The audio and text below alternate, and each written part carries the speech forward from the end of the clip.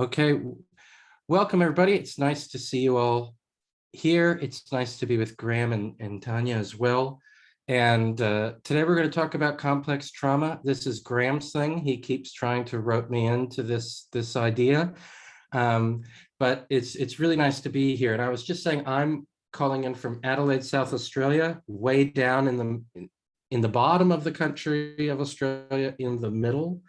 And I was just saying, we typically start a lot of gatherings with a formal acknowledgement of the traditional owners of the land. And where I'm calling in from is called Ghana country, pronounced sort of like the West African country of Ghana, but it is spelled Kaurna.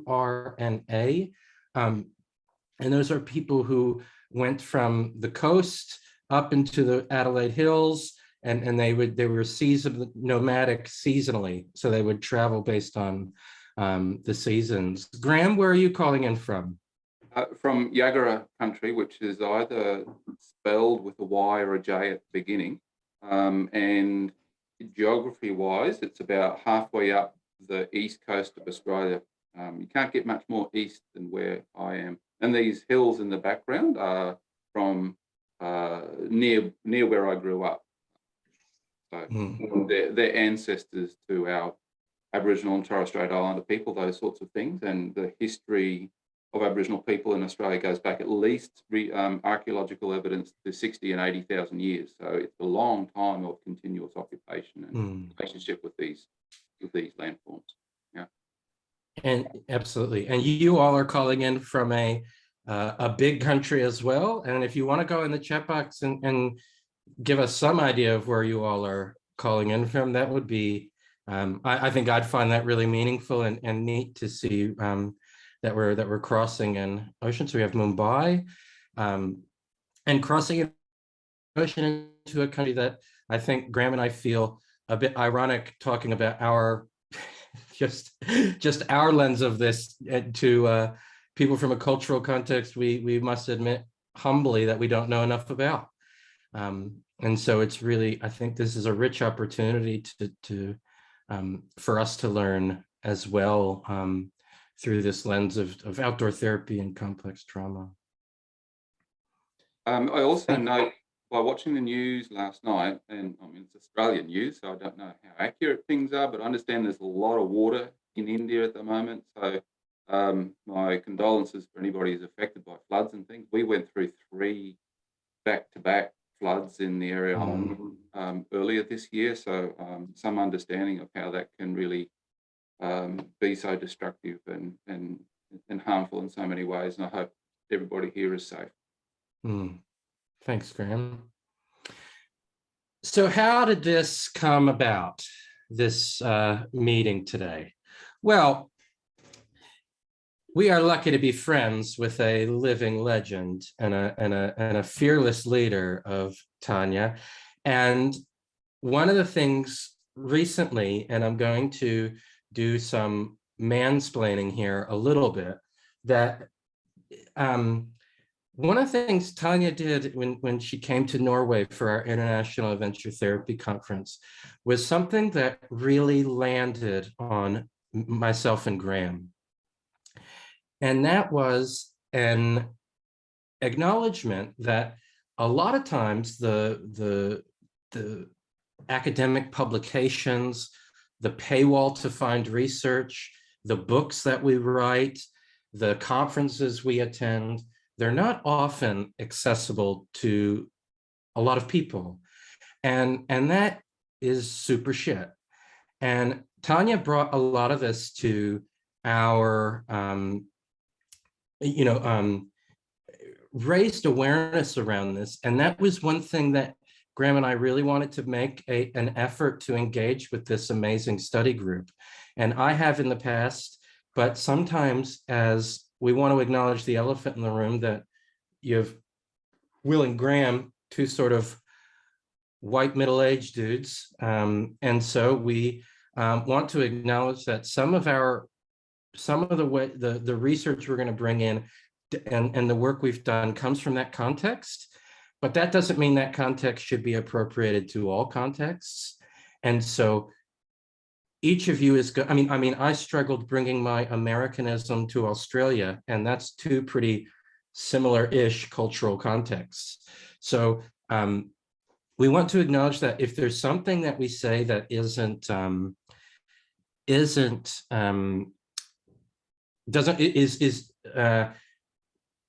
doesn't sort of fit, definitely feel free to put something in the chat or raise your hand and help us so we can, if we need to articulate it better or if we can make something more clear. Graham, anything to add? No, I just really enjoy hanging out with Tanya and her assistant turning up to things and trying to connect everybody in India with what's going on in the rest of the world. I totally understand that she's doing that. You know, there's a cost associated with attending even virtually with a lot of things, and that's prohibitive. And I suspect it's really can be helpful to you guys out there that Tanya's taking on that role of trying to connect you people. So good on you, Tanya. Very proud to know you. Yeah.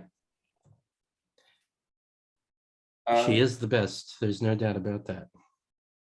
I think, Will, the next slide, I just want to premise this with, it's a bit of a, it's a show and tell of what the organisation that I'm in does. It's not, we're not trying to advertise this, we're just trying to give a feel for people who may not be familiar with adventure therapy for what it might look like. So it's going to come on in a second. It comes on with the audio, does it, Will? Yep. Do you want me to hit play on this? Yeah, I reckon. Yeah. All right. So just give me a thumbs up if you have sound, Graham. So I wanted to show this because also I think it can give some context to what some of the places that we get to play look like. And Graham and I are quite far apart. So it is a commercial, but yeah, we just wanted to show it as a way to get some context of what this looks like in Queensland where Graham is. Come on. It will go, Graham. Give me a sec. I'm boomerang.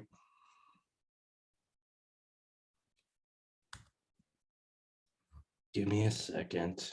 I will do this the hard way. Sorry, Graham, keep rambling about your business. Oh, we work exclusively with young people, so I don't have experience really working with adults, and I know that's different to many of the people who are on this call. So apologies for that, but a lot of the research in the field in which we're working as actually comes from working with adults. So I've had to translate that into working with teenagers and adolescents, etc. So it should be applicable across, but we come at this from a young person's perspective. Found it, Will? Got it. We're ready to go. Here we go. So a glimpse into Graham's work, which is pretty cool. You got sound, Graham? Everyone around me has always made me feel different. Like I'm not normal. I could never control my emotions, anger, depression. Everything in my life was out of control. I didn't mean to be a burden. I couldn't connect to anything that was around me, things that didn't feel real. And what would my life be like if this was my starting point?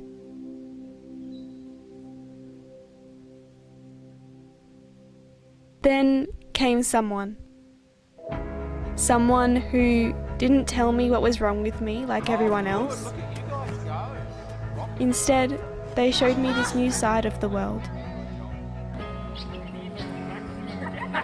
And I loved it.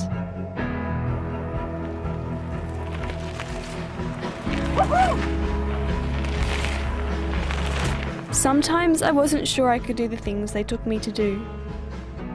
But they were patient and they helped me get out of my shell. They showed me that being different isn't as bad as everyone said it was. I discovered why I react to some things the way I do and found new ways to deal with them. It's okay to get angry or sad, but now I have more options. I can work with others to find a new way. I don't just push them away anymore. The future seems a lot more hopeful now. Who would have known that going for a walk could do that? Well, a little more than a walk, maybe.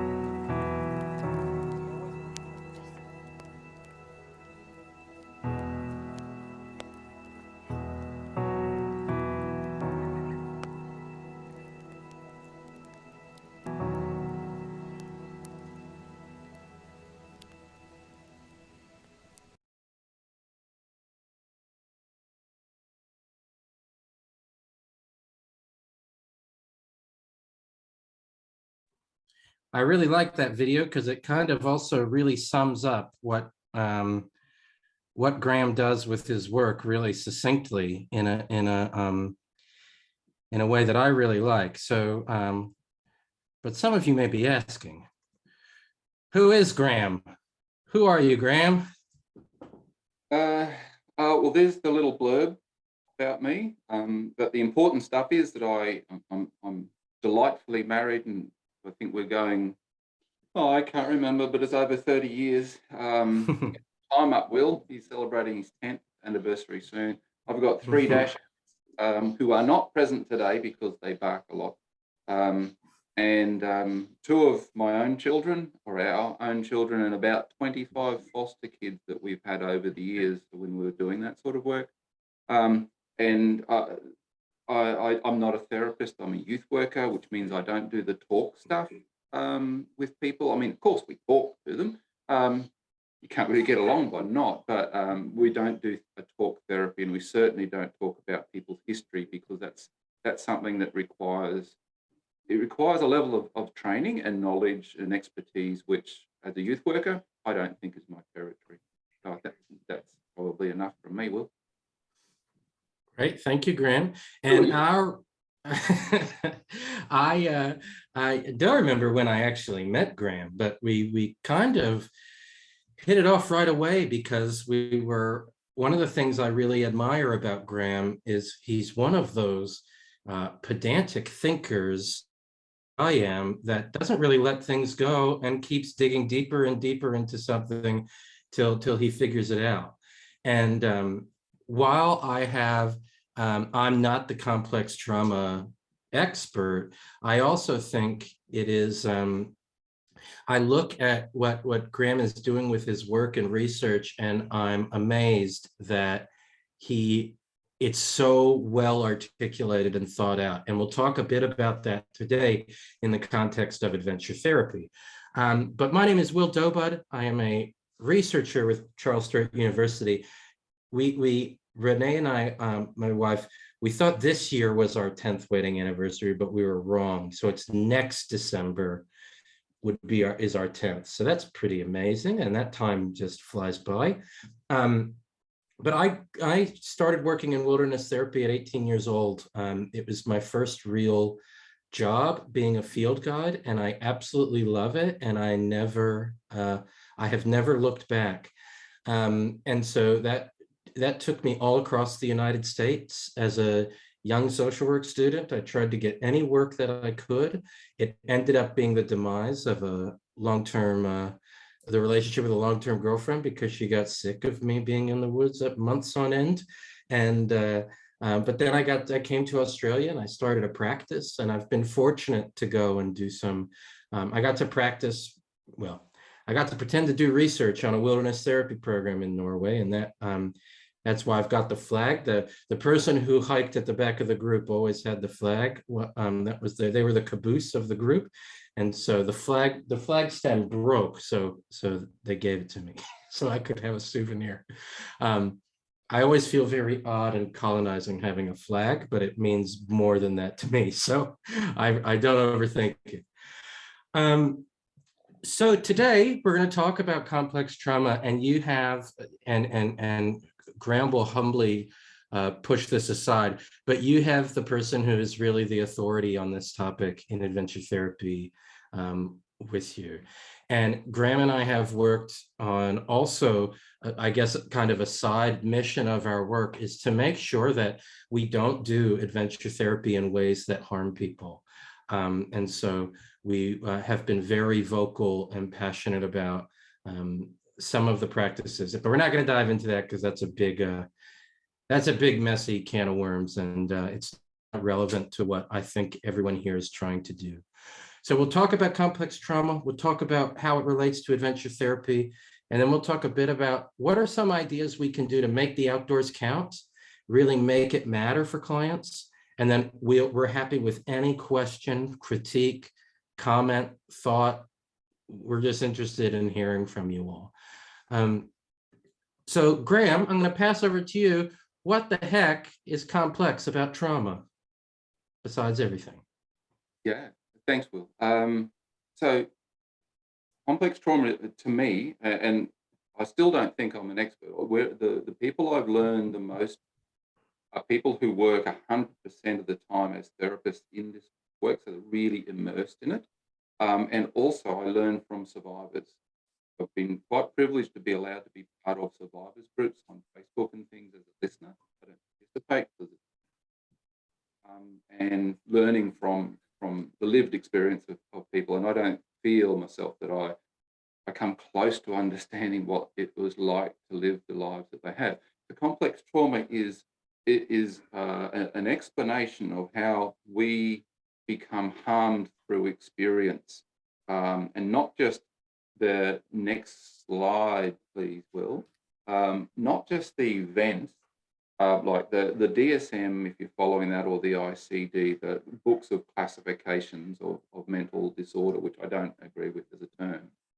They treat it as another diagnosis with all the other diagnoses that exist, and there's hundreds of them. Complex trauma, the way I look at it, is an explanation of how life and how society works. So it's a continuous thing of being harmed by the things that happen and the systems that are supposed to look after us. So although we talk about the individual and what happens with them, we're also we can't talk about complex trauma without getting political, without thinking about oppression on a societal scale. And so you end up pushing back against politics, you end up pushing back against the diagnostic system, against types of therapies that are not really suited to people who have lived a life of horror, to be honest.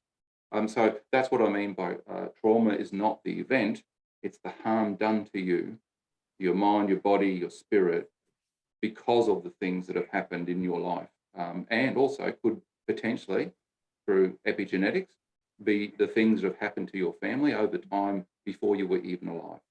So that can get passed down through the gene string to an extent. So it's a much more global thing than just one little diagnosis. So next slide, please, Will.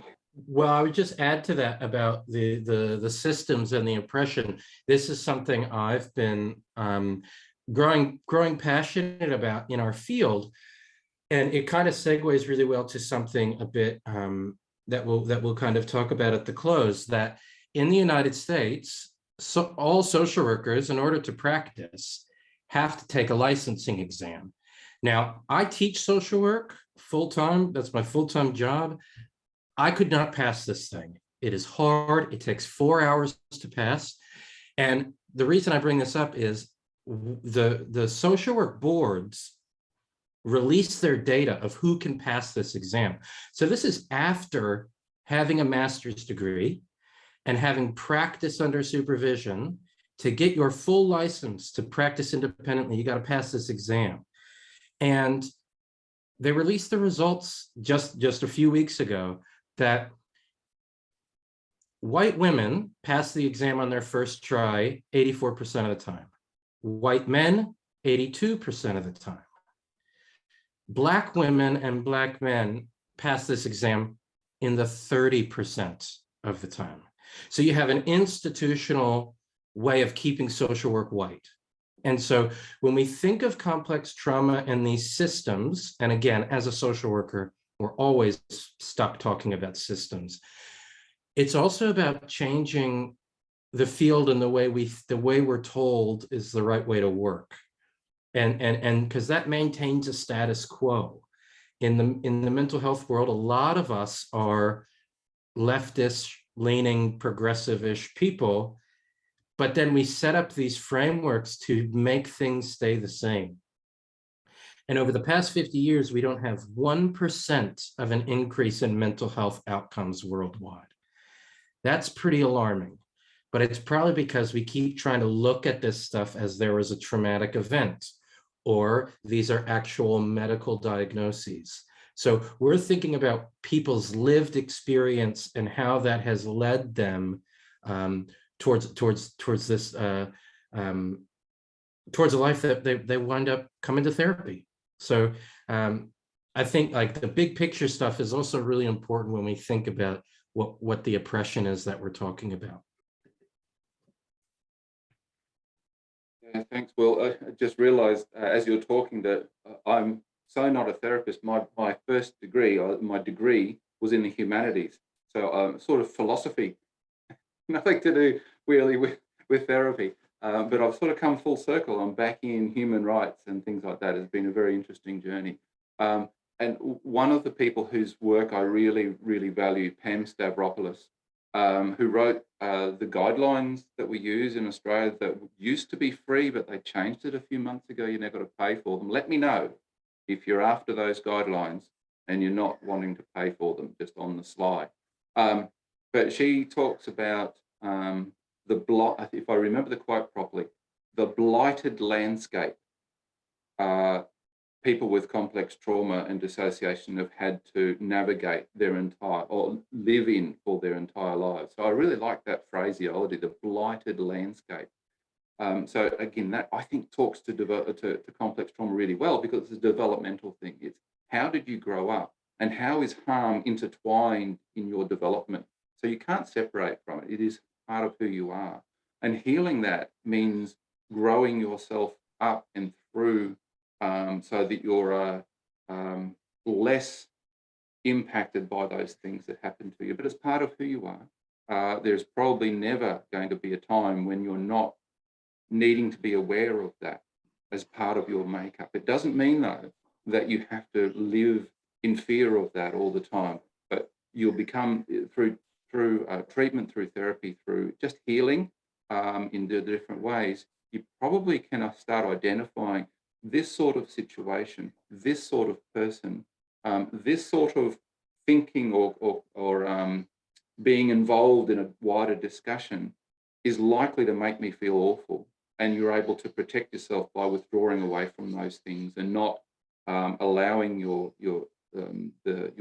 body, your mind, your spirit to be taken back into that time in your life when things were out of your control. So maintaining control is really, really important. And so in the therapeutic work we do, it's voluntary. We encourage people to say no, and for them to have a lived experience of us going, you said no, absolutely, we stop. As soon as someone says no, or even looks like they want to say no, I'm stopping, because they need that lived experience of being in charge, being able to dictate what happens to them. And we'll talk more about that later. But the developmental part, I think, is the key to complex trauma. It's not something that happens to an adult. That's PTSD, still horrible to have when you've lived a reasonable life and you have this big event later on. But most people who respond really badly to PTSD have a complex history. So the two things get brought together.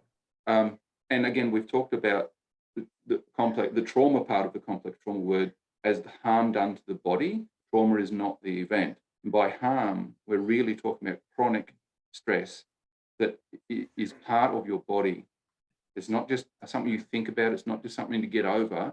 It's embodied in the very fabric of your muscles. It can affect how your medical illnesses are created through this tension and chronic armoring yourself against the harms of your childhood right through your life. And so learning to bring your body into the therapeutic space, that's really, really important. And I think that's where maybe I start doing some therapy, because I don't talk to young people. We just do stuff. So get the body involved and relationships involved, that sort of thing. Is that a reasonable enough explanation? Yeah, I think so. And we have a question. I'm not sure if it's going to come in the chat box or if someone wants to unmute and ask the question. Okay, the question, Graham, can you see it there? So the question is, isn't it the event that keeps coming back to someone who has gone through complex trauma, and we need to focus a lot more on working on it? No, but that's a very common understanding of complex trauma that comes out of the PTSD literature. And the PTSD literature was about first responders and soldiers who came back from war, and then they realized that all these big events in their lives have caused them this chronic stress, and it does. Complex trauma, though, if it's happening to you in infancy and as part of that developmental structuring of yourself, which is your mind, your body, spirit, all of those things combined, it's you can dissociation is a really common part of complex trauma. So dissociation, there's lots of different ways to describe it, but effectively it comes down to, it was so horrible what was happening to you, the only way to escape was for your body to remain and your mind to go elsewhere, so that you weren't really conscious of what was happening to you.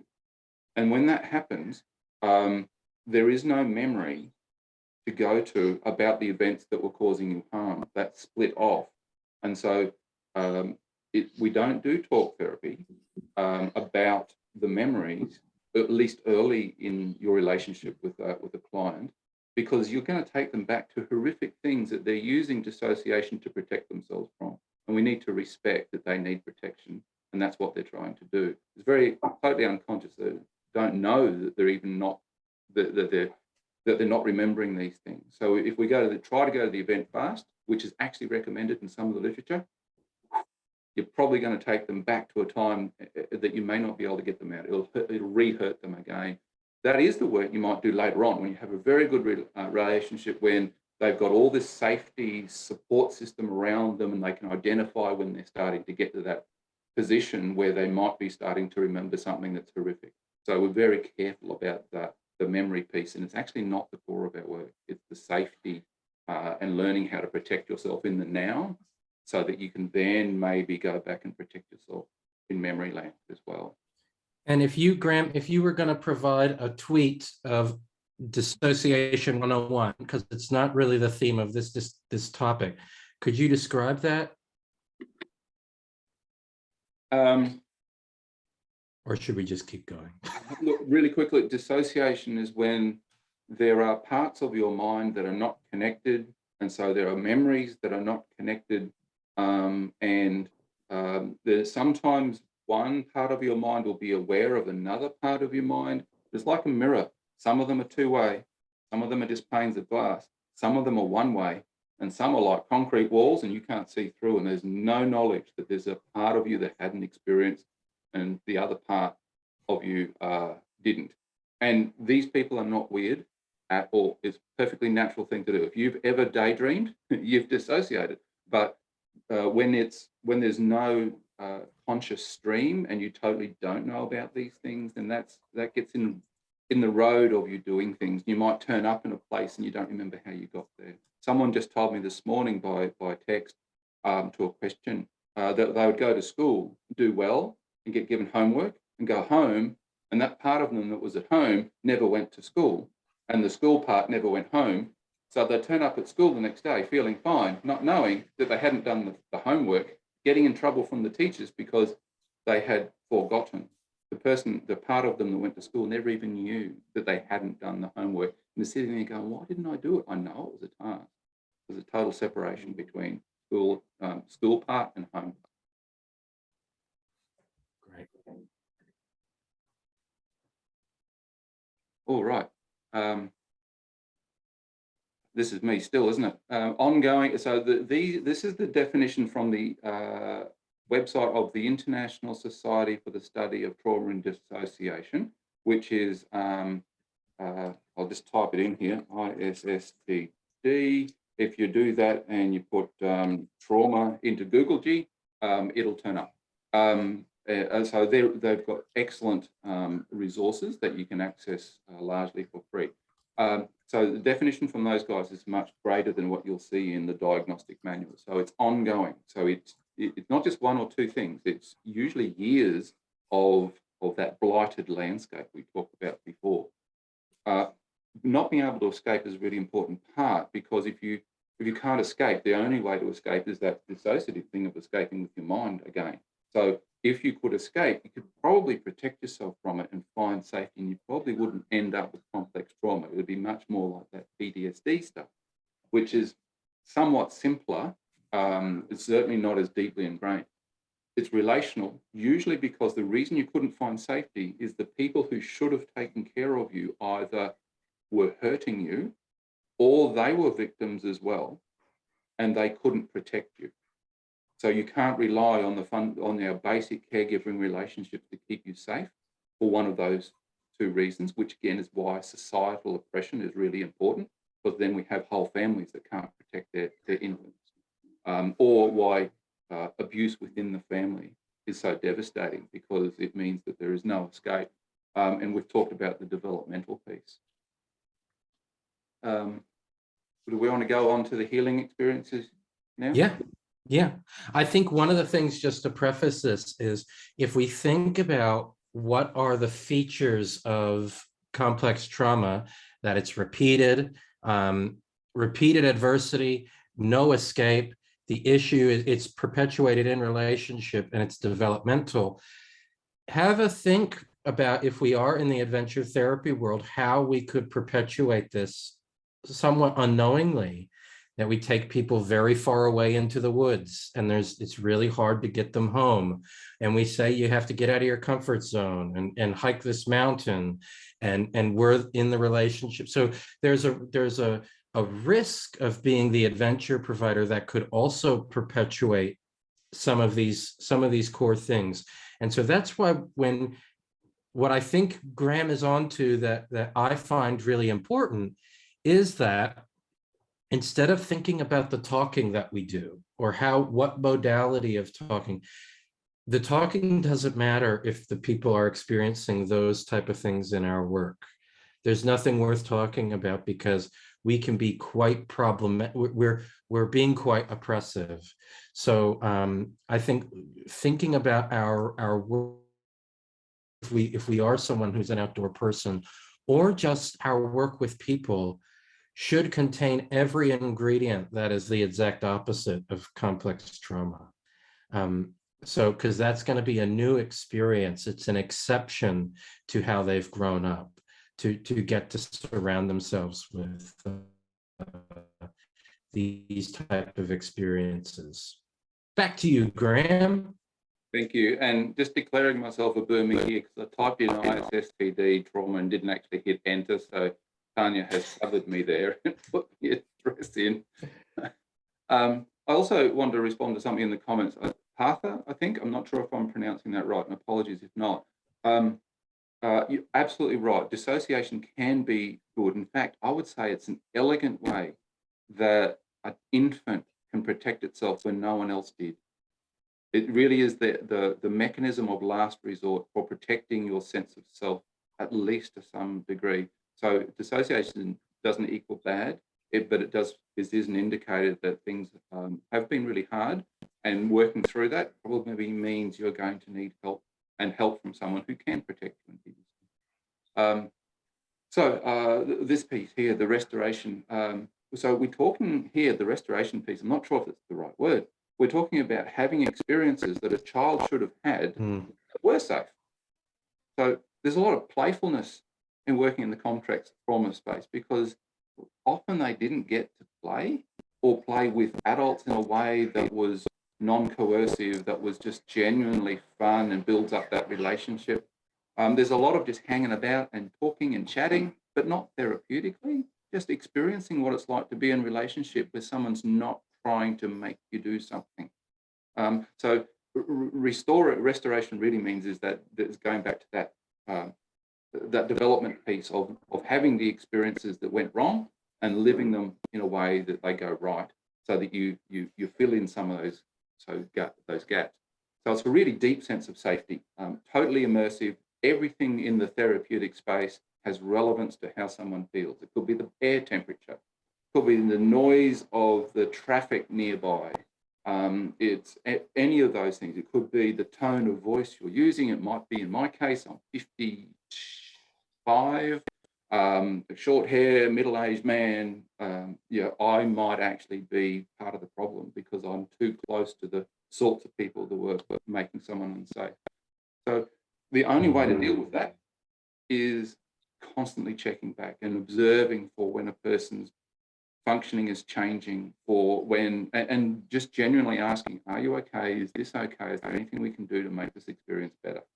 And as soon as anyone starts telling you through voice or through behavior that they're no longer feeling safe, you need to err on the side of caution, do something about changing the situation so that it does become safe. And quite often that's stopping what you're doing, backing off, waiting, and then engaging with that person to see what's going on. I think that's probably enough slide. Will, if you got, unless you got something to I think also in the literature about how we get feedback from clients about our work, the best outcomes tend to come, and this is going to seem kind of contradictory, but I sort of interpret this in a way that I think kind of links with this.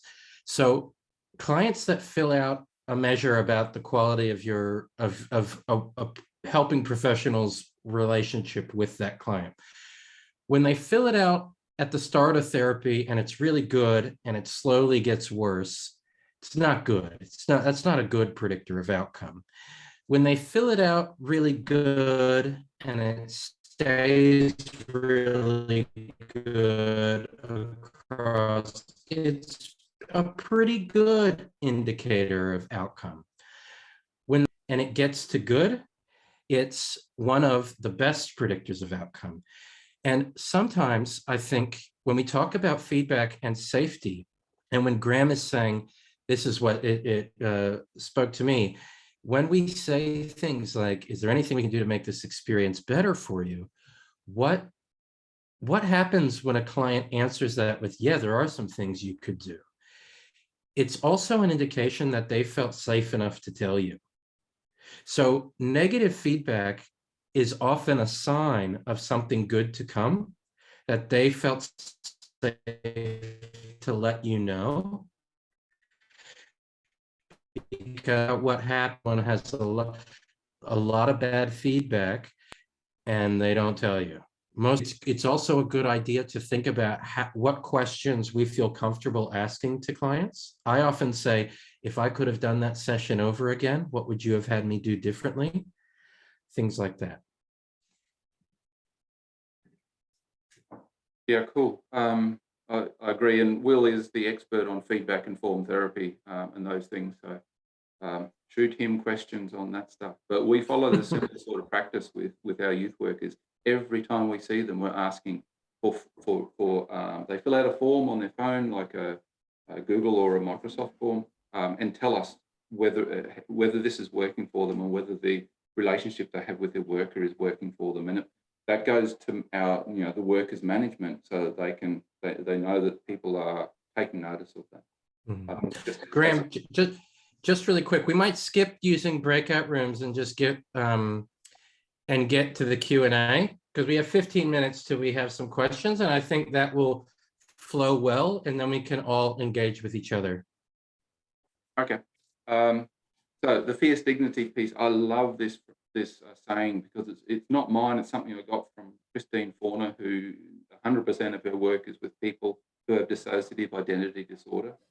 Look it up if you want to, but they've had the worst of experiences and deserve our attention. In her view of what do you do when you're working with people who have had this really horrid existence as a child. And she said, if you concentrate on fierce dignity, you won't go wrong. And so that's a leading thing for me, and my workers use it all the time. They'll go, oh, what's going on here? How do I help this person restore their dignity? Because we should all have dignity. It's just a matter of being. Because you exist, you should have dignity. You should be dignified in the way people treat you. So they stop and think, how can I apply dignity in this situation? Because something seems to be not going so well. And sometimes we have to be fierce about that. We have to put ourselves out there and push back against a system or a person, or sometimes even with the client, the person you're working with is treating themselves in an undignified way, and to push back against that and to say, no, you deserve better than that. That's not an okay way to talk about yourself, really. That sort of thing, I think, demonstrates the depth of your care for the person you're working with. I love that phrase, fierce dignity, because it's easy to remember. Where is that, Will? So when we think of fierce dignity, we think about why we want to bring this into our adventure therapy practice. So Graham and I are both people that, and we know Tanya as well, that we're comfortable in the outside. We like the outside, so we push our hobbies onto our clients and make them all go outside with us. And but in all seriousness, as a nerd that has measured my how clients rate their well-being for over 10 years, I am way better outdoors than sitting on a couch. I am just a better therapist at doing that. And so I want us to think about, and this is sort of the stuff I hope we talk about and consider when we get towards having a chat with each other, that how do we use adventure to be a healing experience? So for me, adventure is often the in. It's what we offer that engages people, and especially people who are in my doctoral research, I call surfers, your therapy veterans that have been from couch to couch to couch. They've sat in many therapists' offices, and then now they wind up with you and you're outside. And how do you make this different for them? And then one of the other things of adventure therapy is, when I know Graham's interviewed a lot of adolescents who had been on programs, so have I.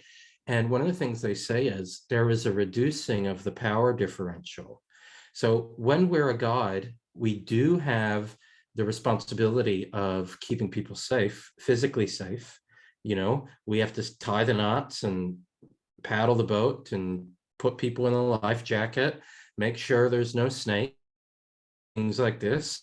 And so there's a sense, we want clients to experience a sense of what Stefan Natanchuk from the UK and I have called co-adventuring, which is this idea that the clients we work with feel like they matter, and they feel like they're a part of the group, and what they say counts, and that they're capable to contribute.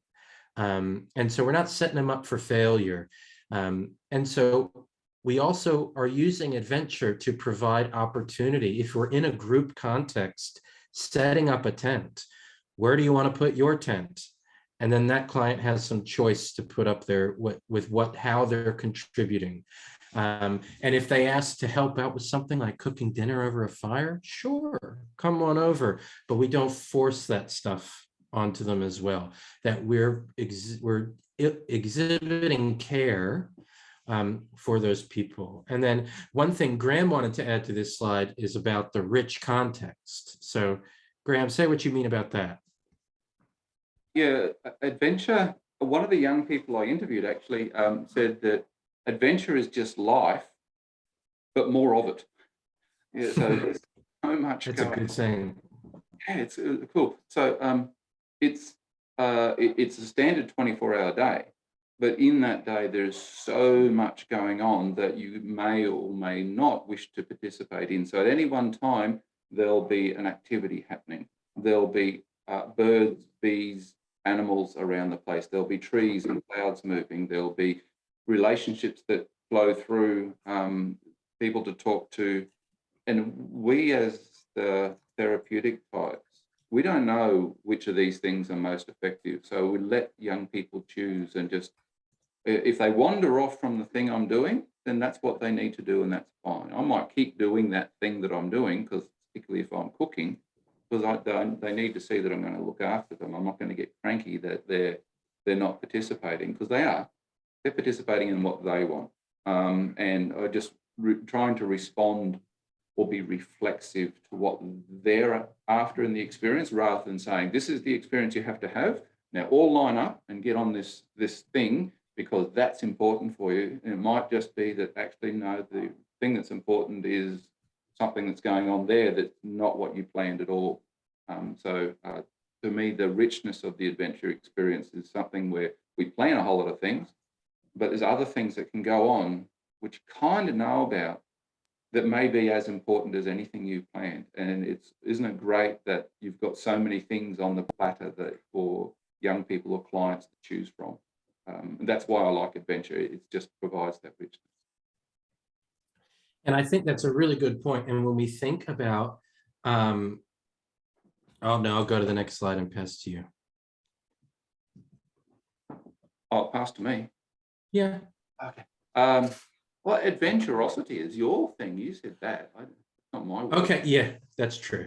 Adventurosity is another thing I've stolen from Stefan. And he uses this as an idea of getting to know your own experience with adventure.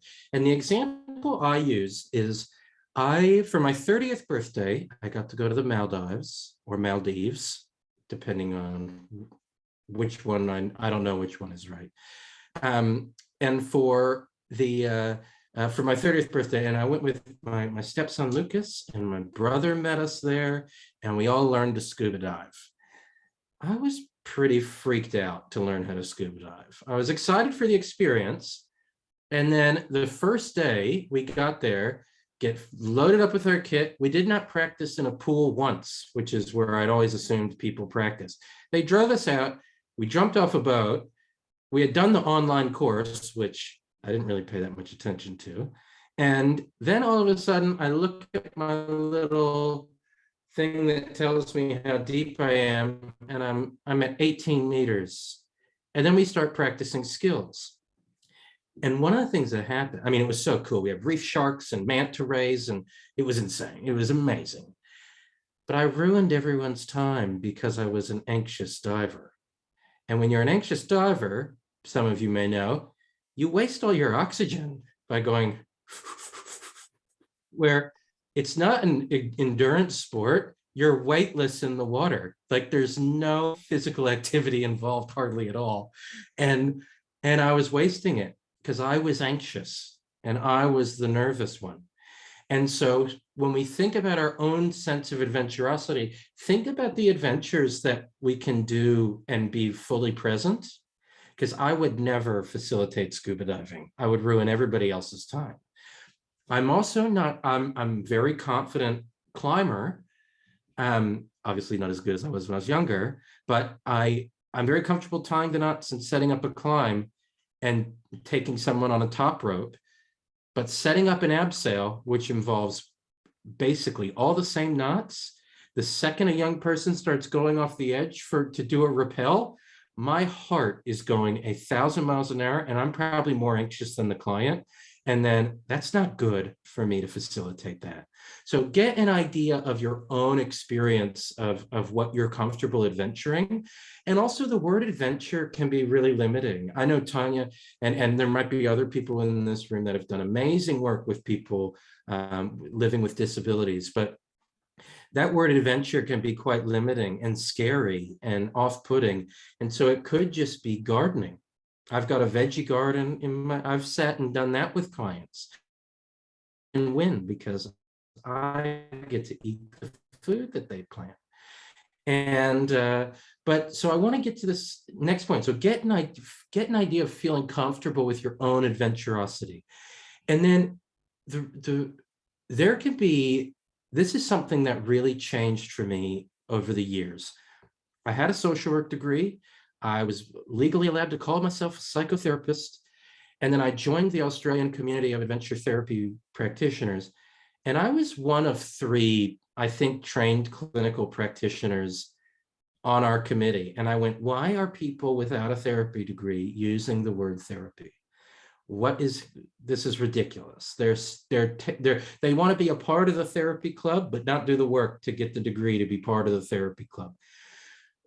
And when I went to the research, what I learned was how ignorant and wrong I was with this assumption. The research is very clear. We picked the 10% most effective people who are doing what they call therapy around the world. We would not be able to find them based solely on qualification or the type of therapy they say they provide. Because this stuff is shamelessly interpersonal. And getting a doctorate and putting it on the wall doesn't mean you have the best people skills. It doesn't mean anything. It means you are a good academic. And that's not to poo-poo on getting a degree and getting a licensure, because that also means you're part of a club.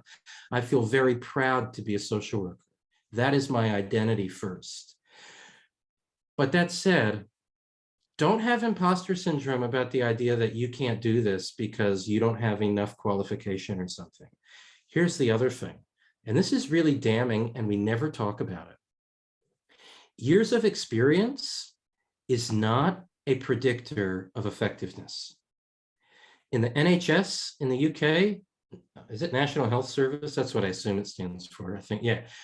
They did a huge study during COVID, and students on their field placements of their psychology program outperformed all the licensed professionals. Pretty amazing. So no need for that imposter syndrome. But that said, don't get overly complex about your methods. I have to do this type of adventure. I have to ask this question. I have to do this type of assessment.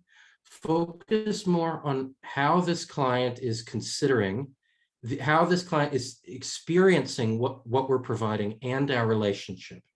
And so I wrote this today. I thought it was kind of clever. We've got to turn this into some sort of acronym, Graham. But just think about safety, safety, client choice, dignity, and safety. And if you stick with that, your client's going to end up being safe enough to make meaning from that experience. And so one of the things we wanted to sort of wrap up with here was this idea of being the good enough practitioner. And I don't like the word good enough because you should be an excellent practitioner, but excellence comes after you've made it to good enough. So I think in adventure therapy, we can accidentally land on outcomes. And I think that's how our field emerged. Oh my gosh, look at this outdoor ed program. And this client had this therapeutic meaning attached to it. And that's like, and that's obviously wonderful, but there's no roadmap there. And so it doesn't matter if you're going, I'm going to take 10% of this complex trauma narrative like Tanya, develop and really reflect on what is your framework. Because when you have a framework, you have a map to know when a client's off track. If we have no map, you're sitting at Grand Central Station in New York City and just refusing to get on a train, go nowhere fast. So you need a map to articulate what it is you do. And then also give a consideration of how you describe what you do to new clients. Can you do that directly and clearly so they can make an informed consenting decision to take part? As always, ask clients what would help. How can I do more of it? How can I do less of what is not helpful? Apologize when you get it wrong. It will happen. It happens to everyone. Once again, experience is not a predictor of getting it right. And build your own evidence and keep building that evidence. Know how and measure what you think counts to clients.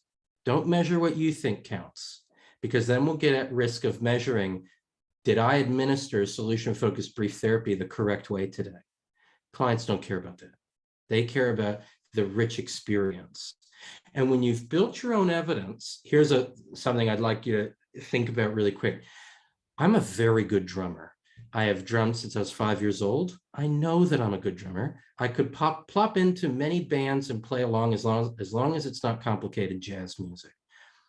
By no means am I the best drummer, but I'm good.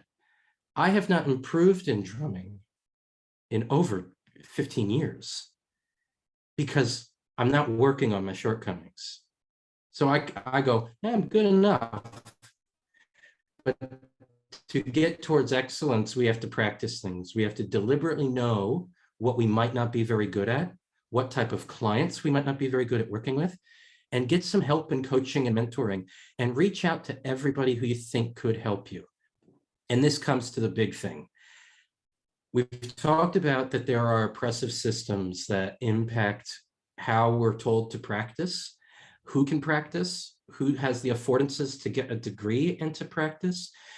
And just because I had to go to university and take a licensing exam and do that, that doesn't mean I believe everybody else should.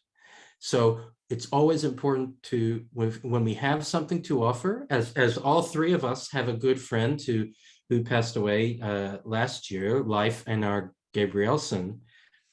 This picture of him and I right there. And he always said to me, my motto is share everything.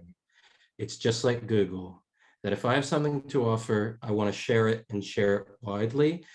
And we don't do gatekeeping. So if people want supervision, and yes, we deserve money for what we do, but at the same time, do it affordably and help out the people who are starting practices, build knowledge, share everything you do. And the cool thing is if you build your own evidence, you can publish your own papers about that evidence. And that's freaking cool, to stop letting outdoor behavioral healthcare dominate the literature of our field. But anyway, we'll move on from that. And then Graham, I just wanted to close. We did this perfectly on time. It's really good. And then if you want to say something about human rights declarations for your clients, because that was sort of the arc of our story here. And then we just want to engage with you all. Yeah, thanks, Will. And I might just retreat back to some stuff that Will said. So he said the qualification is not the indicator of how successful you're going to be therapeutically.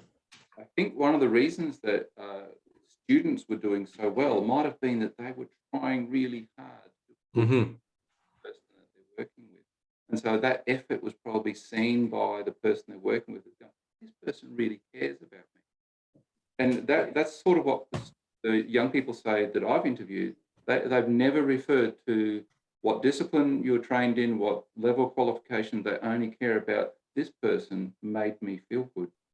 So I think that's probably the central part of the qualification piece. I'd also like to say that I, as a youth worker, don't talk about what happened in the past. I'm not qualified to do that. That's not a degree. I don't have the experience, the training to help talk someone through returning to that time in their life, keeping them safe and know how to bring them back again. In fact, the thought of helping someone do that, I find mildly terrifying. So it's beyond my scope of practice to even think about going there. And if someone goes there, I actually say, stop, I don't think I can help you. I can find someone, but I can't protect you if we go this way. I'm not the person, even though thank you for the trust, but to keep you safe, I have to say that I don't think that we should be doing this. That's the sort of response I might make if someone was to go there. Because in the end... Oh, no, go ahead. Finish your thought, and then I have just one thing to add. Okay, there's always one thing. By the way, Will, if while I'm doing this, you have become a little bit wobbly sometimes in your internet connection. Yeah, I'm on my hotspot. I'll try to make it better. So the human rights thing is all people on the planet should expect to receive certain rights from the people around them just because they exist. And I think that goes for birds and trees and all things, to be honest. But the United Nations has taken a lot of time to go cross-culturally as much as we can. It's still fairly Western, but all the regions of the planet were involved in the making of all these different human rights declarations. I think we must use that as the absolute minimum standard and build from there. And if you're not complying with human rights somehow, and they're fairly easy to find. Go into Google, you'll find them. And you just go through, do I do this? Do I do this? Do I do this? And if you're not, that's an indicator you need to go and address that before you can start thinking about getting excellent outcomes. And for us, it's the Universal Declaration of Human Rights, every person. It's also the rights of the child, because we deal with young people, and the rights of people with disabilities, which includes the mental health component. And one of the things in there is that involuntary treatment, forcing people into a psychiatric unit, is breaking or impinging upon their human rights. And so we have to find ways of helping people that don't force them to do things. So again, goes back to that big coercion piece. So human rights are not the standard, they are the minimum standard, and we build from there. Is that all right with you, Will? Oh, he might have gone. No, I just moved my phone to try and get better internet. Yeah, I think that's absolutely right, that there are times when, in the name of helping, we can become quite oppressive, and that can be very problematic. And speaking again of oppression, and this data just came out of the United States, that you are, I believe, 3 times more likely to be involuntarily admitted to a psychiatric hospital if you are Black in the United States. So these kind of things keep happening, and not to keep harping on my homeland, but these things keep happening. The one thing I wanted to add about qualification really quickly, and then we can have a chat, is what Graham sort of said about that the students maybe tried harder is exactly what the research shows. What all of us do on average probably works. So think of your surgeon. You go to surgery, chances are you have an average surgeon. That doesn't mean that surgeon is bad at surgery. It means they're smack dab in the middle. That's how effective they are. For a surgeon, think about how complicated surgery is. For them to improve, they're going to have to get to work on finding, they're going to have to dig through the weeds to find some errors in their practice, because a complication could only come 1 out of every 1,000 surgeries, let's say. But it still happens, and then they get to work on fixing it. And so finding the patterns, when most clients end up having nice experiences with you, finding the way to get better is about being quite error-centric. I have to spell that. My accent doesn't let me say that word. Arrow. Are we doing archery, Will? Error-centric. I can't say it. But so it's about finding those shortcomings, which is hard when the average person who comes to see you is probably going to have a really nice experience with you. And so the word average isn't scary, because it also means you're effective with more people than you're not. But it's the question of, do you want to settle for being an average practitioner? I certainly don't. But it's not as nasty of a word, but what happens, the longer you're on average effective, the easier it is to get automatic. And when you're automatic, you're not conscious you're not as in it. And it's kind of gets to dissociation. If it's easy for you to practice this way, in a certain way, you will get automatic at it. Because your frontal cortex will switch off and say, yeah, you got this, figure it out, just do what you always do. Ask the miracle question. You nailed it. And so it's about continuing to be conscious of where we can get better. And with that, I just want to say thank you for letting us come and bring some of our brain ramblings to you, and I'll stop sharing my screen in a minute. Feel free to put any question in the chat box. If you want to come in, and as Tanya says, if you want to unmute and join the brave space, more power to you. We'd love to see you and hear your words. Thanks for coming. If anyone wants to leave, you are allowed to escape this meeting. This is not a meeting of no escape. And so any questions you want to ask for the next 20 minutes or so, we are all ears. So thank you, everyone. Thank you, Tanya, for being such a legend and an international connector. I mean, it has been a privilege to be here with you all, for sure. Graham, anything you want to say to close? No, again, thank you for extending the invitation to come on into this. It's a privilege. Thank you. And if I was not a boomer, I'd know how to put a cool thumbs up symbol down there in the comments, but I don't know how to do that. So thank you for the comments. All right, I will stop sharing. And yeah, any questions you'd like to ask? Anything? Thoughts? Something that is a takeaway for you as well, you can feel free to add. Not all at once.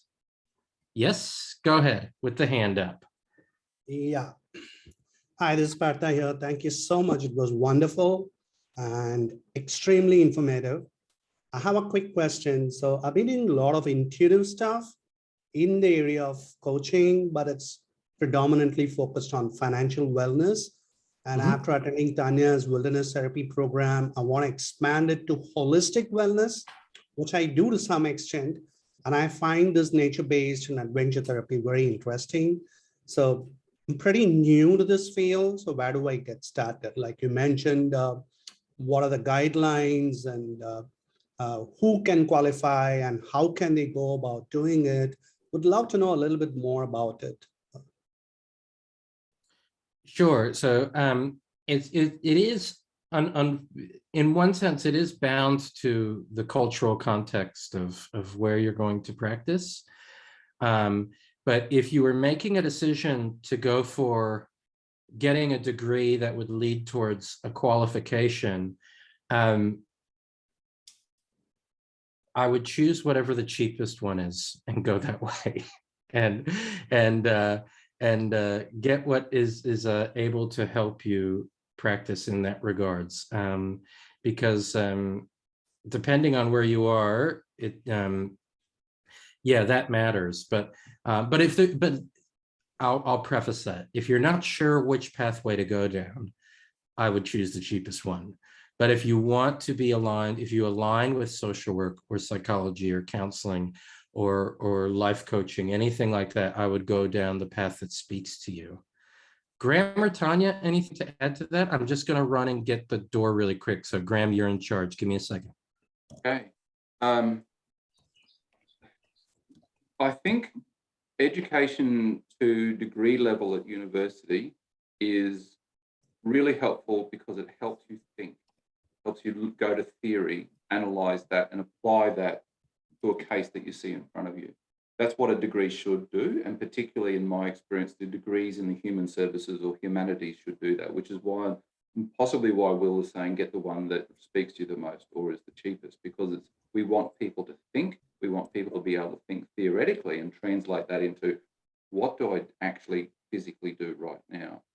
So my staff, on average, they have a degree in the human services, so 3 years of training before we start them. And then there's about a year's worth of adventure skills development. So they're about 4-year trained in order to go out as a youth worker and do a non-talk therapy with young people. We've got an excellent worker who's not 4-year trained, but she's collected a lot of experience otherwise, partly because of lived experience, unable to get to do a degree because she was prevented from doing so because of things that were happening in her life.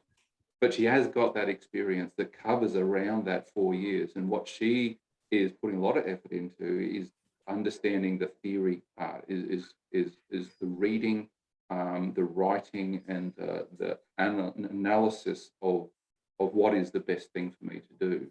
So she doesn't have a degree, but she's putting the work into the right place to develop her expertise in that way. I hope that's somewhat helpful. Yeah, I think that's really. Go ahead, Tanya.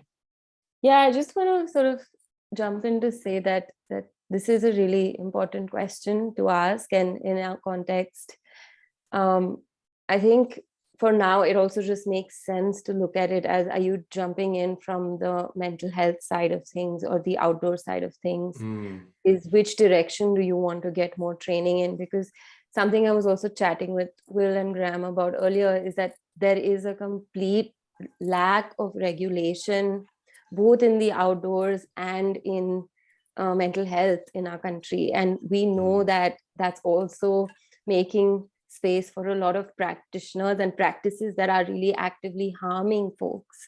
So a part of, like, one of the intentions of even holding a space like this and having a conversation or a mini like workshop like this is so that we can figure out and how to be safe and effective when eventually outdoor therapy becomes more popular in our context. And it's honestly one of my biggest fears is that also people just come and start doing this work without this kind of understanding of the nuance in terms of emotional safety. So I really appreciate all of you being here and showing up on a Saturday morning to learn more, right? Because while a lot of it, like, we don't want to gatekeep and have everyone go through a degree, and like Will said, not everyone has to go through everything that I may have gone through to train.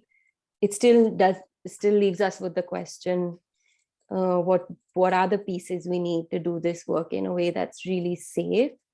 And I think that's going to be a question that stays with me for the next few decades at least. So yeah, thanks for the question. And maybe to begin by thinking about it from, do you want to get in from the outdoor side of things? Is that a space you want to feel more qualified with, or the mental health side? And then there are a bunch of different options that can be explored. Absolutely. And I would guess, even though I entered this with a job, I got to work in the field, and then I went and got a social work degree.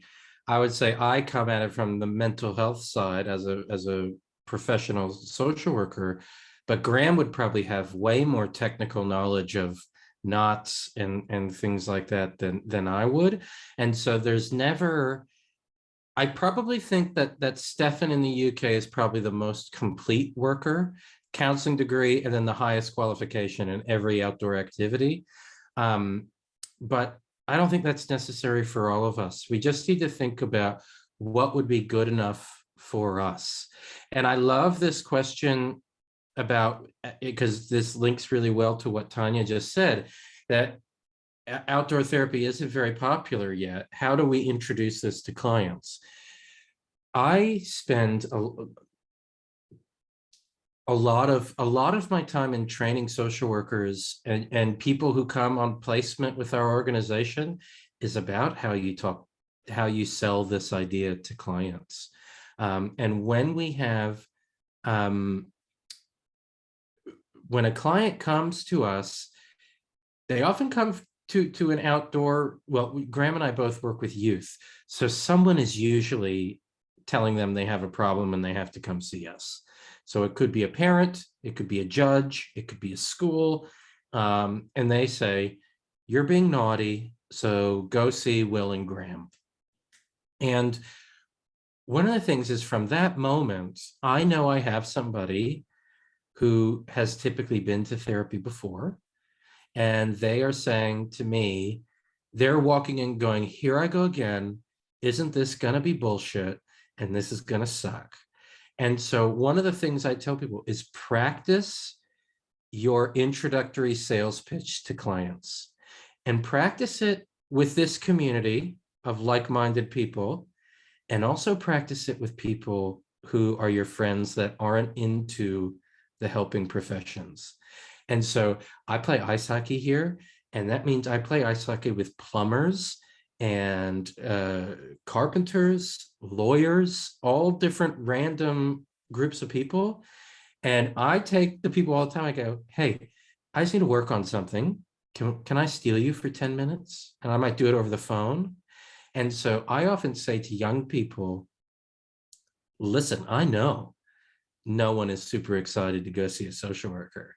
And I'm not that impressed with the mental health field at all, which is why I'm really passionate about doing things differently and thinking outside the box. And so we can go outside, we can sit on the couch, we go canoeing, and I've laminated all these little pictures of activities we could do, and I'll throw them on the ground and go, anything you want to choose, we can go do that if you want to. And so working on that elevator pitch is really important, because that's your first,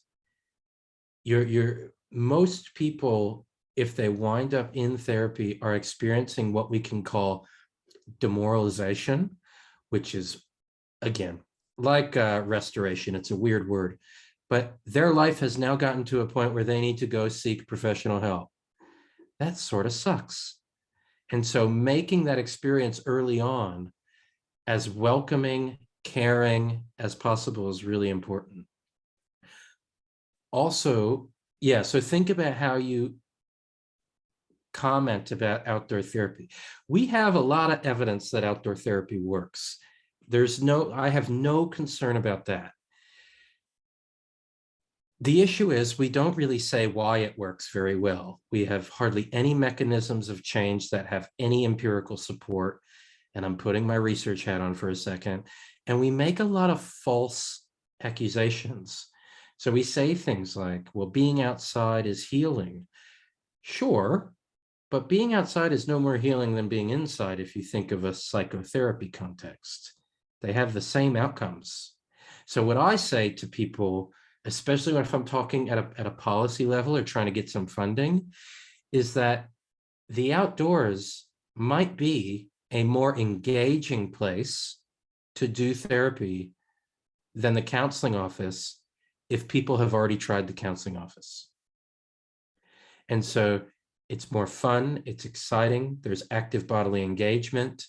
And for young people, in the context of Graham and I, for young people that have a very healthy distrust of adults because adults have let them down. Adults are the people who say, you're being naughty and now you're in trouble. For that context, it's important for them to have a relationship with with another adult that's different to that. And the outdoors provides a nice place for that to happen. Graham. Yeah, so we've got all these really talented adventure therapy people, right? And some of you want to get involved in adventure therapy. The most popular activity our guys run with the young person, particularly when they first meet them, is geocaching. And now I thought geocaching, everyone knows what that is. So I rung it up on my phone, and this is Mumbai. There's like 4 geocaches in the entire city of Mumbai, which I'm surprised there's usually more. But it might be there's some other thing you can do. The thing you do is not important. You don't have to go abseiling. But just being active outside, involved in some sort of thing that requires some cooperation, that's adventurous. You don't need to be a rock climber. You don't need those. You just need to be comfortable going outdoors, exploring a place and hanging out with the person that you're helping, and having that genuine relationship where you may not necessarily be perfect, but you might make a mistake. You may not be able to find the thing you're looking for. You might take the wrong track a little bit, but you'll find your way back. Any of those things are useful, and it's all part of the adventure experience. I think abseiling can be really good, repelling, if you're using the American word. I don't know what you use in India for that. Repelling or abseiling, I think, is really good because it's obvious that someone's going to get stressed at the cliff edge. And so you can work with them to help them back away from that with dignity, or do the descent again with dignity. You can help them with skills, very predictable, so we know exactly when it will happen. But I don't think you need that sort of skill necessarily to call yourself an adventure therapy worker or practitioner, because it's about just being outside and allowing the things you see in the natural world to have an impact and to navigate through those safely. Yeah, I think just to add to, I've shared a link in the chat to this collective called Healing Forest. I think a question to think about is to start with what's low risk, right? Like as a practitioner, to start with, like, I think I started with just taking my clients, meeting them at parks in different parts of the city, with the hope that we're also making nearby nature accessible to them as a resource that they can go back to. And so maybe just checking with yourself what feels like safest. And on that end of the spectrum, and often a walk in the park is safe enough to begin with, till you have the outdoor training to be able to do some rappelling with people or do other kinds of hiking related stuff. I'm sorry I started laughing. I thought I heard something and I turned the speaker off, and my wife is in the shower and she's singing at the top of her lungs, right? Right there. I was like, what's that sound? I don't know what she's singing, but it was odd in the background. Tanya's absolutely right. One of the affordances of nearby nature is your client can go there whenever they want. If you have facilitated a safe experience there, they can go back to the counseling office without an appointment booked. They can just go there. That is really nice to share that. For instance, I've done a lot of expedition work where we do our expeditions here in Southeastern. It's about a 4.5-hour drive. Most clients don't go back there. Some have taken their parents there, which is really cool. But yeah, it's hard to go to. You have to have the gear. You have to have an idea of how to read a map and compass. And one of the other things that you said, and I want to propose another theory about this taking things slowly, is I'm working on a piece and there's this idea, it comes from adventure education, it's sort of old, that you have narrow adventures and broad adventures. So a narrow adventure is often high intensity, it's brief, and it involves almost no technical skill on behalf of the client. Think tandem skydiving. The client just has to be attached to someone and they get a thrill and then it's over. There's not a lot of opportunity for mastery there. Broad adventure is something like paddling a canoe.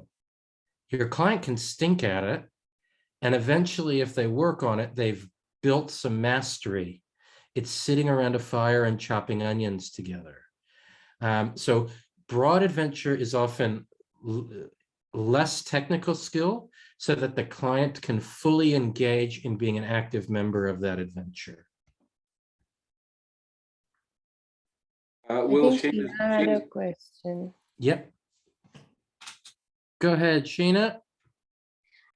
So I guess my question is, how much information do you get before you go outdoors, or how much communication do you have?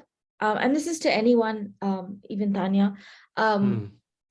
Like, is the first meeting ever outdoors, or is there something indoors where safety is built, where there is a sense of like therapist-client relationship that's worked on before you go into the outdoors?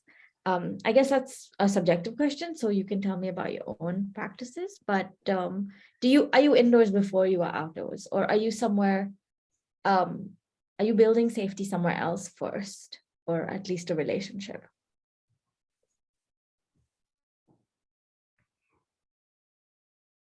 Go, Graham. I think information is useful. And I think sometimes the information tells us the young person is quite anxious.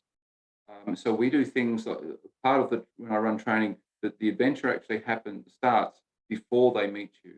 The adventure happens when they first start thinking about taking part. So all of our guys have got a professional Facebook page, which is like Graham, last name YFO, the initials for the business. And that's only got a few pictures of me doing a few things, maybe a couple of de-identified photos of clients. You know, we do lots of feet walking on paths and shoulders and things without identifying a client, so that they can see who I am, and also they can see the sorts of things they might be doing. So that's their first little taste. They can see that on the screen at their own time. Sometimes if they're really anxious, the first session might be sort of like we talk about a drive-by where we've got to go and get paperwork signed by the caregiver, and the young person's there, but we're not actually there to talk to the young person much. So they get to see us interacting with the caregiver, and they get some judgment as to whether we're going to be a decent person based on how the caregiver how we're working with them. And if we get along with the caregiver, that's quite often reassuring to the young person. So when you turn up the first time for the first session, they've seen you on a screen, they've seen you with the caregiver, and now they're having a third exposure of you where they're actually going to do something. We often do that sort of thing, as well as collect the written information, etc. If I can interrupt, sometimes the caregiver is the perpetuator of harm, and so sometimes siding with the caregiver can be traumatizing or even sort of add to a sense of unsafety. So how do you navigate, I guess, protection or sort of like a relationship in which you feel like, these are separate for a person with, say, developmental trauma? Yeah, we certainly had that experience where the caregiver was part of the problem to various extents, as we said at the beginning, in which case we don't spend time at home initially, but what we're trying to do, so we'd establish the relationship away from the caregiving environment.